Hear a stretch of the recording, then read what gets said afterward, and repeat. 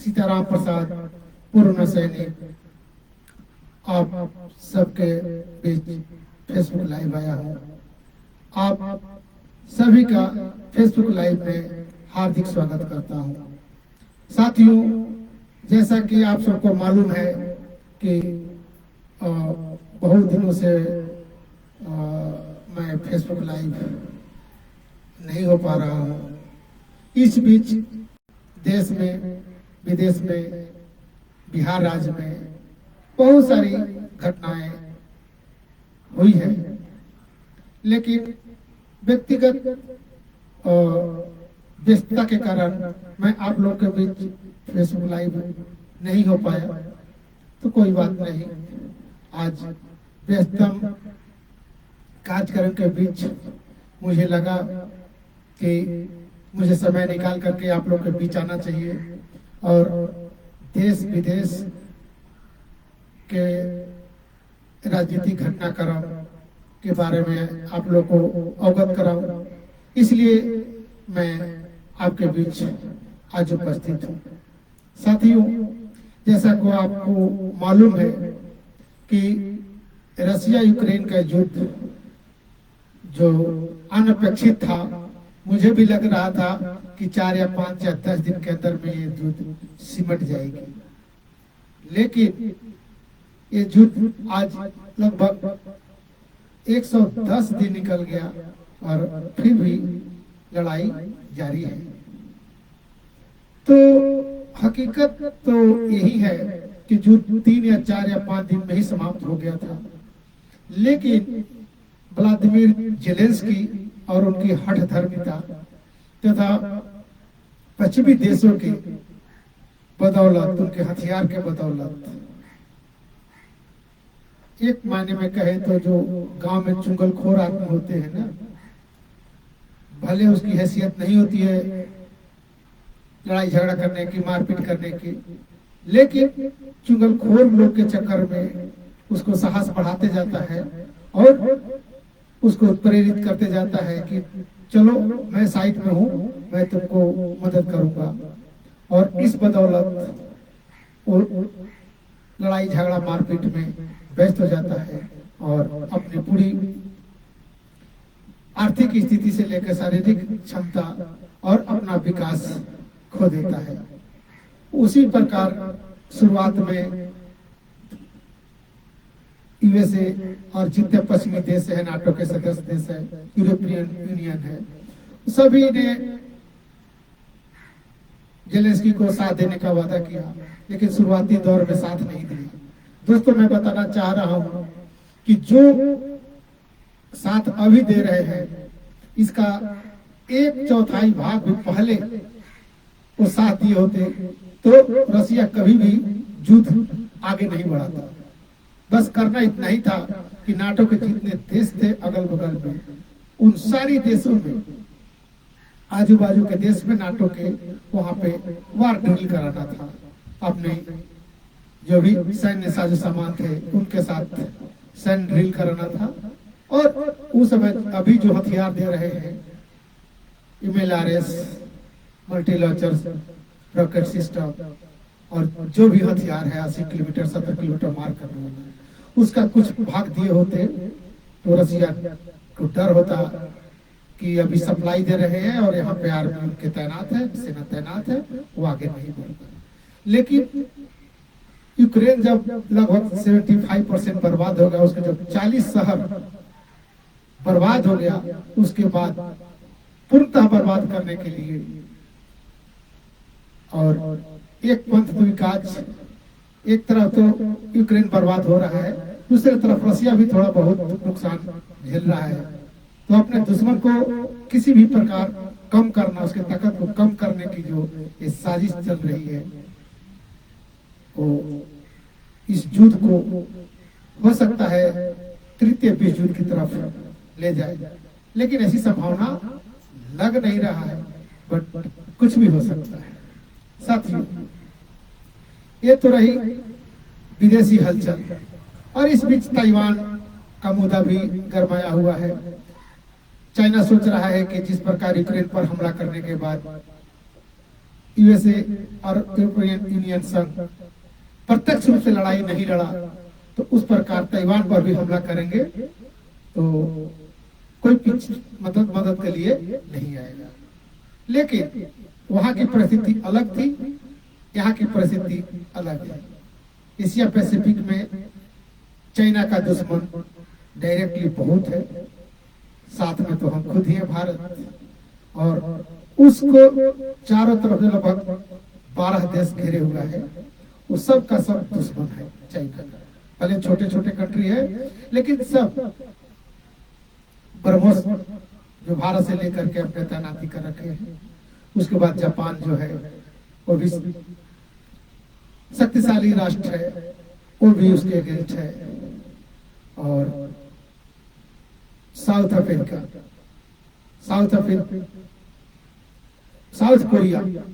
Korea वो भी अपनी पूरी तन मन धन से अमेरिका को नजरअंदाज करते हुए, अमेरिका यदि नहीं भी, कल ही की बात है जापान ने अनाउंस किया कि मैं 10 साल में स्वयं इतनी मतलब डिफेंस में अपने बजट बढ़ाऊंगा, ऐसा करूंगा कि स्वयं 10 साल के अंदर में चाइना के मुंह तोड़ जवाब देने के काबिल बनूंगा। और इन केस ऑफ ताइवान को बचाने के लिए यूएसए नहीं आता है, जो कि असंभव है, वो आएगा ही आएगा। नहीं आता है, उस सूरत में भी, उस परिस्थिति में भी जापान और साउथ कोरिया मिल करके लोहा लेने के लिए चाइना से डटकर सामने खड़ा है और वचनबद्ध है।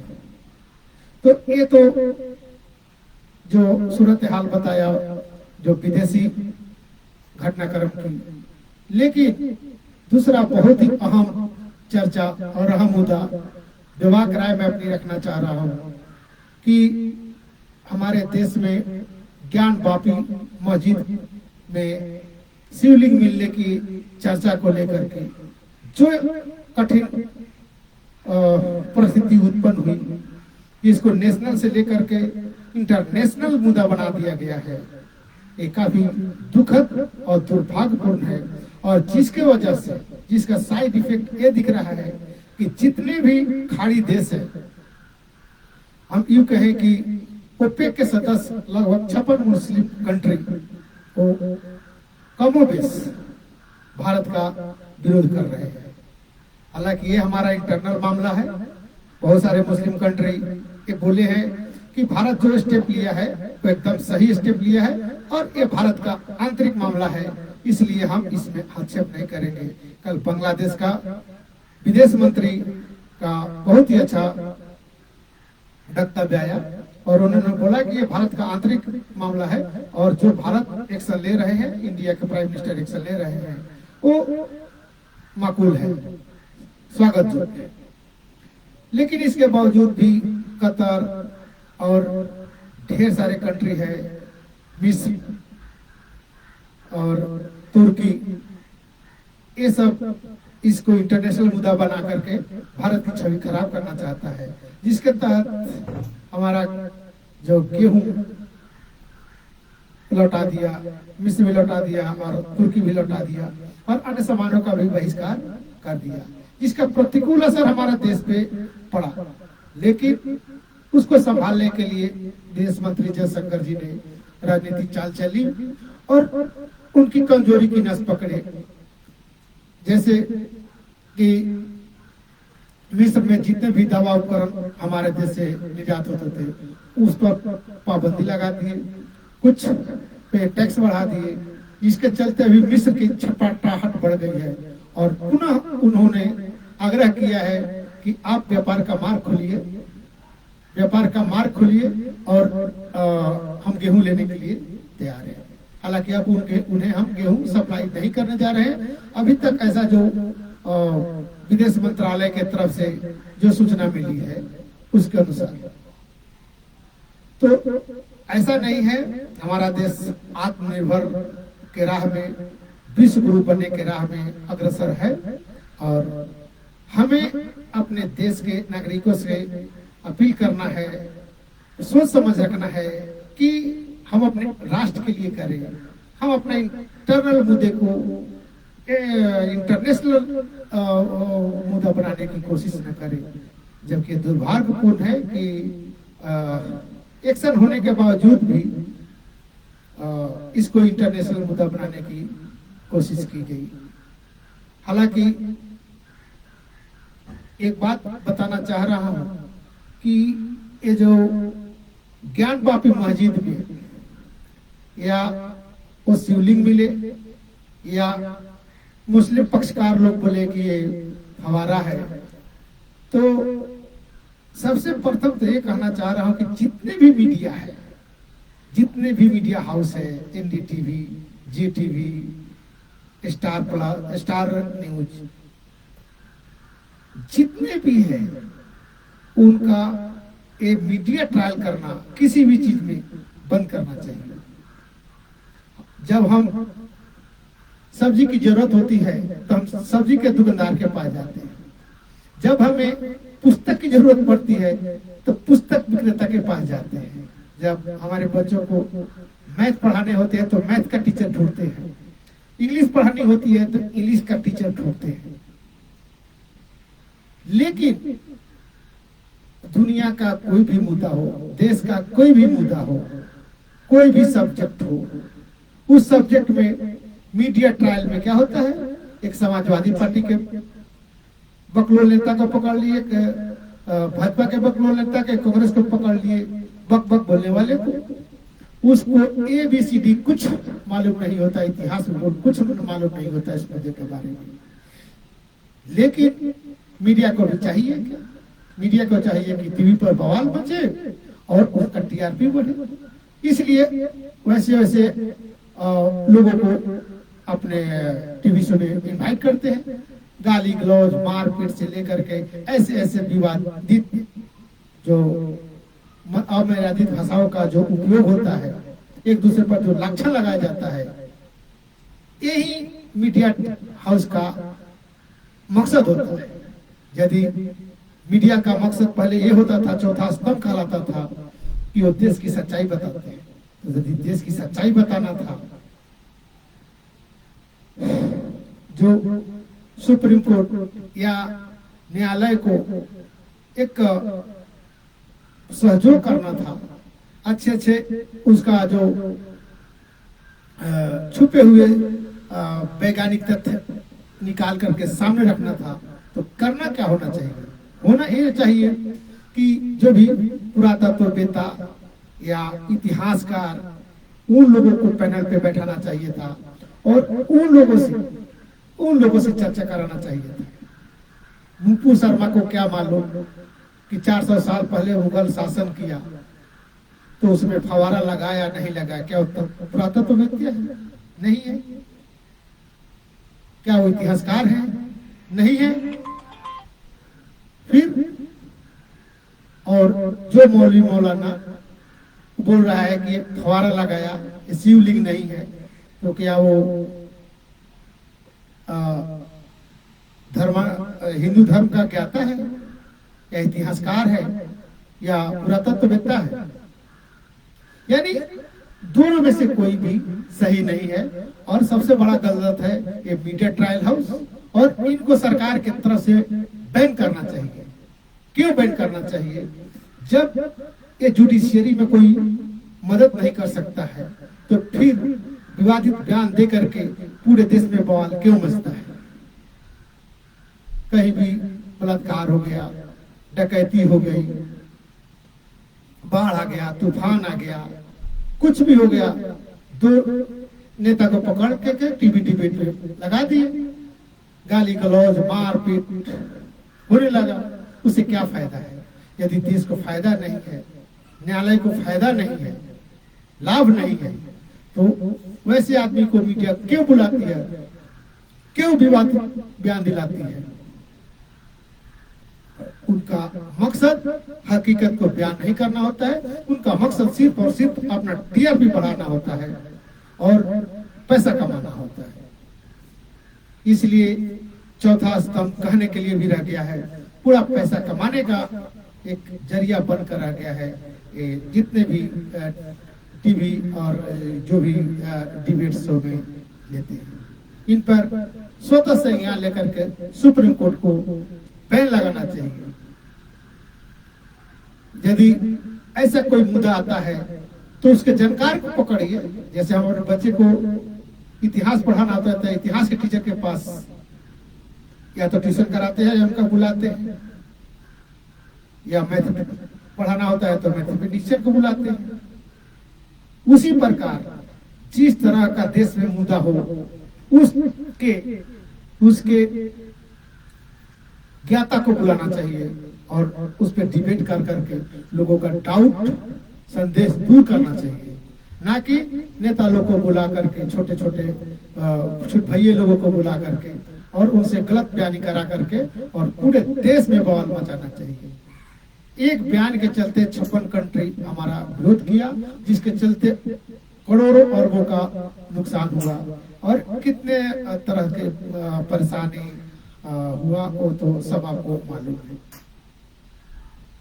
और दूसरी बातें कहना चाह रहा हूं कि जो नुपुर शर्मा जी का बयान है, उन्होंने वही कहा जो इस्लामिक रिसर्चर, खुद इस्लामिक रिसर्चर जो है उनका बयान भी अलग अलग मौलवियों द्वारा तरह तरह की भ्रांतियां आपस में द्वंद्व कराता हुआ मिलता है। और एक तो मैं कहूंगा कि इनको बुलाना ही नहीं चाहिए और दूसरा इनसे बयान इस मामले में लेना ही नहीं चाहिए। जब ज्ञान वापी का मुद्दा कोर्ट में है, अंडर ट्रायल है, उस मुद्दा पर बात करने का किसी को अधिकार ही नहीं है, क्यों बात होती है? इस पे रोक लगाना चाहिए और यहाँ हिंदू मुस्लिम का बात करके पूरे देश में की एकता और अखंडता को ठेस पहुंचाने का जो कार्य हो रहा है, इससे देश की आर्थिक स्थिति खराब होती है और आपस का भाईचारा खराब होता है। और ऐसे मुद्दों पे बयान देना, तोड़ मरोड़ कर पेश करना, ये सबसे बड़ी गलती है। और मैं वही बताना चाह रहा हूं कि इसके ऊपर बंद ही कर देना चाहिए, मीडिया ट्रायल बंद करना चाहिए। जो इस प्रकार का मीडिया हाउस प्रोग्राम आयोजित करती है उस पे कड़ा प्रतिबंध लगाना चाहिए। यदि उनको डिबेट करना है तो देश में बहुत सारे मुद्दा पड़े हुए हैं और जो नेता संबंधी है वो नेता उनके विशेषज्ञ प्रवक्ता को बुलाकर बात करें और जो आर्थिक औद्योगिक ये नीति पर बात करना चाहिए, शिक्षा नीति पे बात करना चाहिए। तो वैसे वैसे ज्ञाता को बुला करके, कृषि वैज्ञानिक को बुला करके उस पे बात कराना चाहिए कि भारत के किस क्षेत्र में किस प्रकार का उत्पादन वाली सब्जी या गेहूं या धान या जो भी फसल है करना है, ताकि देश में अधिक से अधिक उस चीज की उत्पादन हो। वैसे वैसे विशेषज्ञ की चर्चा होनी चाहिए। शिक्षा जगत में जो भी हमारे इतिहासकार है या साहित्यकार है या गणितज्ञ है, उनको बुला करके शिक्षा के बारे में चर्चा करनी चाहिए ताकि देश का विकास हो, समुचित विकास हो। टेक्निकल जो भी है उसका कैसे किसान जवान कैसे उसका उपयोग कर सके, क्या बदलाव ला सकते हैं, इसके बारे में चर्चा करें। ये नहीं कि JNU और ये फवारा शिवलिंग, इस मुद्दे पर न्यायालय का काम है, न्यायालय करे, पुरातत्ववेत्ता का काम है पुरातत्ववेत्ता करे और जो जांच टीम है वो करे। इसके अलावा कोई भी बयान देता है उस पर सख्त से सख्त कार्रवाई करनी चाहिए ताकि देश में इस प्रकार का माहौल न बने। लेकिन देश का माहौल बिगाड़ने में सबसे बड़ी जो हथकंडा होती है ये मीडिया ट्रायल हाउस का होता है। मीडिया को किसने अधिकार दिया कि ये दो नेता को बुला करके उलूल जुलूल बयान दिखाए? यदि मीडिया का काम है लोगों को सच बताना, तो उसके ज्ञाता को लाए अपने टीवी डिबेट शो में, ताकि वो हकीकत को निकाल करके, निचोड़ करके और लोगों के बात तक पहुंचे। और न्यायालय को भी सहयोग मिलेगा उसमें अपना फैसला देने के लिए। और इन विवादों से, विवादित बयानों से एक तो देश का नुकसान हो रहा है, दूसरा जुडिशियरी को भी कंफ्यूजन में डालता है। इस प्रकार इस जो मीडिया ट्रायल हाउस जो गलत बयानी करवाने वाले शो आयोजित करती है, इनको बंद करना चाहिए। साथियों, मैं बताना चाह रहा हूं कि सबका अपना अपना धर्म है, वो अपना अनुसार चलता है। आप एक दूसरे पर ना तो धर्म ना तो विचार थोप सकते हैं, जबरदस्ती कुछ नहीं कर सकते हैं। आपका यदि मत है कि जो विद्वान होते हैं, विशेषज्ञ होते हैं, वो माया मोह काम क्रोध वासना से दूर होते हैं, ये हमारा हिंदू सनातन धर्म की मान्यता है। और यही कारण है कि जैसे ही नुपुर शर्मा जी को मिला कि एक 6 साल, कोई बोलता है कि 6 साल की आसिया, या कोई बोलता है 18 साल की आसिया से प्रोफेट पैगंबर शादी किए थे। तो मैं बताना चाह रहा हूं कि आपकी मान्यता है, आपके धर्म में मान्यता है, सनातन धर्म में मान्यता है कि काम क्रोध मोह लोभ अहंकार को जो छोड़ता है वो ज्ञानी होता है। और यदि दूसरा धर्म मानने वाला यदि सोचता है कि नहीं, प्रोफेट साहब के, पैगंबर साहब के बातों से, उनके विचारों से, यदि सऊदी और अरब कंट्री के लोग यदि उनको भगवान मानते हैं तो उनकी मान्यता थी। क्या परिस्थिति आई, नहीं परिस्थिति आई कि उनको 6 साल की लड़की से कॉन्ट्रैक्ट मैरिज करना पड़ा, ये उन लोग की आस्था के ऊपर है। ये आपका आस्था को उनके आस्था के से तालमेल करके आप नहीं देख सकते। ये कंट्रोवर्सी है कि 6 साल की नहीं 18 साल की है या 17 साल की, जो भी है उससे हमें क्या लेना देना। हम अपने धर्म को संभालना चाहिए। उनके धर्म में क्या हो रहा है, क्यों झांके, हमारे घर में क्या खा रहे हैं, क्या पी रहे हैं, क्या पहन रहे हैं, हमें अपना देखना चाहिए। दूसरे के घर में झांकने से, कुछ दूसरे के धर्म में झांक करके और देश में उसको ज्ञान दे करके बवाल पैदा करने का,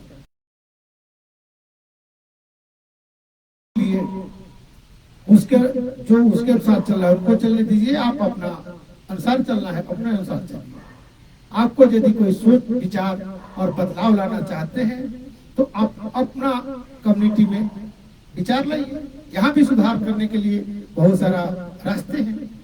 हमारे खुद हिंदू धर्म के अंदर में दलितों के साथ भेदभाव जो हो रहा है, पहले बहुत ज्यादा होता था, अभी कम है, लेकिन है। आप उसको मिटाइए, वहां पे आप एक्शन लीजिए, आपका धर्म खुद फलेगा फूलेगा, दूसरे से लड़ने की जरूरत नहीं पड़ेगी। अपना कम्युनिटी आप खुद मजबूत बनाइए, जो कमी है उसको दूर कीजिए। और जब आप इस कमी को दूर करेंगे, मैं बहुत जगह देख रहा हूँ, न्यूज आ रहे हैं कि एक गांव के 50-50 मुसलमान हिंदू हो गए, तो कहीं ऐसा सुनने में आ रहा है कि हिंदू क्रिश्चियन बन गए, हिंदू मुस्लिम बन गए। क्यों? क्योंकि वहां विचारों की लड़ाई है। विचार से यदि उसे लग रहा है कि नहीं हिंदू धर्म अच्छा है, तो आप अच्छाई दिखाइए, दूसरा खुद उसमें कन्वर्ट होगा, आएगा आपके पास। आपको लड़ने लड़ाने की जरूरत नहीं है। आप अच्छा बन के रहिए, आपका व्यवहार सही होगा, खुद वो मजबूर होकर के आपके पास आएंगे। क्योंकि अच्छाई का सभी अच्छा सबको चाहिए। तो जबरदस्ती किसी के ऊपर विचार थोपना या गलत बयानी करके देश में उन्माद की स्थिति पैदा करना ठीक नहीं है। इसलिए प्रधानमंत्री से और न्यायालय से ये भी आग्रह करूंगा कि कभी भी टीवी डिबेट शो में जो उनके ज्ञाता नहीं है, वैसे आदमी को अलाउ भी मत कीजिए कि वो टीवी डिबेट शो पर जाकर के उलूल जलूल बयानी करे। और खासकर तब जो मामला कोर्ट में हो, जो मामला विचाराधीन हो, जो मामला जुडिशियरी से जुड़ा हुआ हो, जब वो मामला का निपटारा जुडिशियरी से ही होना है तो फिर मीडिया ट्रायल हाउस और रोड पर धरना प्रदर्शन करने के क्या मतलब है? यदि धरना प्रदर्शन से ही देश चलती तो ये न्यायालय के क्या मतलब है? कोई मतलब नहीं। इसलिए प्रथम तो रोक वहीं पे, यदि धरना प्रदर्शन रोक होता, गलत बयानी नहीं होता, पत्थरबाजी नहीं होता, तो ना तो जान माल की नुकसान होती और ना तो इतने जो पत्थरबाजों का घर तोड़ा जा रहा है उसकी जरूरत पड़ती। मामला न्यायालय से होना है, फैसला न्यायालय से होना है, तो हमें न्यायालय पे भरोसा करना चाहिए और न्यायालय जो फैसला देता है उसको मानना चाहिए। इसके बीच में ना तो टीवी डिबेट होना चाहिए, ना धरना प्रदर्शन होना चाहिए कि धरना प्रदर्शन के बदौलत न्यायालय अपना फैसला चेंज नहीं करती है, बदलती नहीं है। तो फिर ये धरना प्रदर्शन क्यों, ये पत्थरबाजी क्यों, ये गलत बयानी क्यों, जिस गलत बयानी को लेकर के धरना प्रदर्शन और देश विदेश में मुद्दा बनता है। तो हमें सोचने की जरूरत है, हमें समझने की जरूरत है कि यदि कोई गलत बयानी कर रहा है तो उसको करने दीजिए। आप न्यायालय के शरण जाइए, केस कीजिए। सरकार स्वतः केस नहीं कर रही है, आप केस कीजिए, न्यायालय पे छोड़ दीजिए।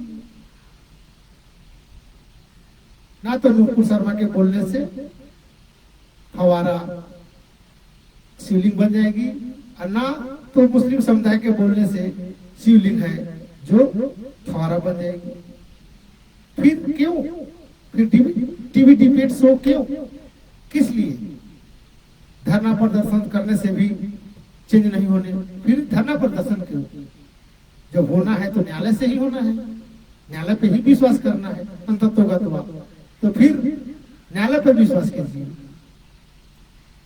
फालतू का राष्ट्रीय संपत्ति बर्बाद करने का क्या मतलब है? समय बर्बाद करने की क्या जरूरत है? किसी को चोट पहुंचाने की जरूरत क्या है? हम अपना समय बर्बाद कर रहे हैं, अपने देश की एकता अखंडता को अक्षुण्ण रखना चाहते हैं। तो इन सारी समस्याओं पर विचार करना चाहिए कि जो अदालती कार्रवाई होनी है अदालत के ऊपर छोड़िए, धरना प्रदर्शन और टीवी डिबेट शो बंद कीजिए।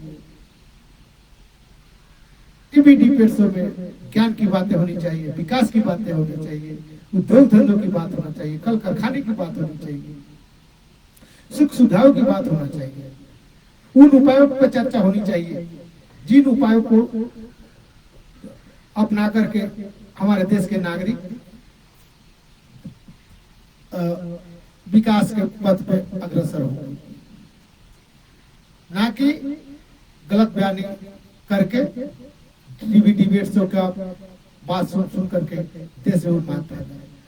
साथियों, यदि ये टीवी डिबेट शो में गलत बयानी होती है तो वहीं तक उनको रहने दीजिए। आप अपना काम कीजिए, आप अपना न्यायालय पे भरोसा रखिए, न्यायालय जो करेगा उसके अनुसार चलिए, तभी देश की एकता अखंडता अक्षुण्ण रहेगी। वरना देश की एकता अक्षुण्णता यदि खंडित हुई तो हमारे सामने देखने को मिल रहा है कि हम करोड़पति हैं, अरबपति है, खरबपति है, लेकिन यूक्रेन का क्या हाल है?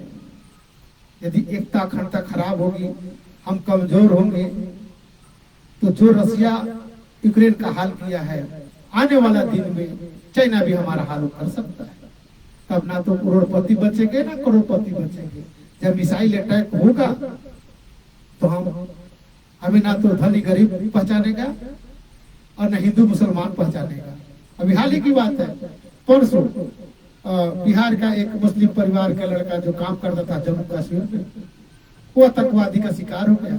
घर का एक इकलौता चिराग था, इकलौता चिराग था, और उसको कोई पूछने नहीं गया।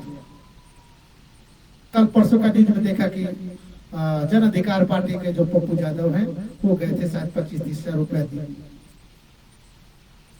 तो जब एकता अखंडता देश की पे बात आएगी, राष्ट्रीयता की बात आए, तो जाति धर्म संप्रदाय से ऊपर उठ करके इन सारी समस्याओं को दिल से लेना चाहिए। और इस दिल से लेने के लिए हमें किसी की सर्टिफिकेट की जरूरत नहीं है कि हम देशभक्त हैं, राष्ट्रभक्त हैं या नहीं है। आप अपने दिल से पूछिए और अपना दिल का सुनिए, और बाहरी जो परिस्थिति है उससे डरिए। डरना बहुत जरूरी है एक हद तक। उस डर से जहां तक आपको लाभ पहुंचे वहां तक डरना चाहिए, लेकिन उस डर को से डरना बंद कर देना चाहिए जब आप पे हावी होने लगे दुश्मन। आप यूक्रेन को देखिए, उसका नेतृत्व खराब था, परिस्थिति पहचान नहीं पाया।